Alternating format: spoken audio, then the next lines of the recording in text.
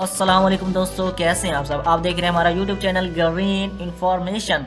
आज की इस वीडियो में हम आपको बताएंगे दुनिया क्रिकेट का ऐसा कानून जिस पर आज तक कोई भी खिलाड़ी आउट नहीं हुआ। जी हाँ, क्रिकेट में किसी भी बैट्समैन को आउट करार देने के लिए कई कवानीन मौजूद हैं, जैसे bold out, catch out, run out वगैरह।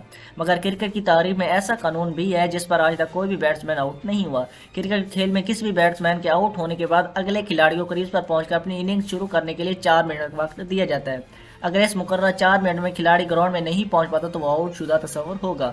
मगर अब तक इस कानून के मुताबिक कोई भी खिलाड़ी आउट नहीं हुआ। रुके यहाँ पर। हाल ही में पिछले साल 2023 में इंडिया में जारी ओडीआई वर्ल्ड कप में श्रीलंका के मायनाज बल्लेबाज एंजेलो मैथ्यूज इस कानून के तहत आउट हो चुके हैं।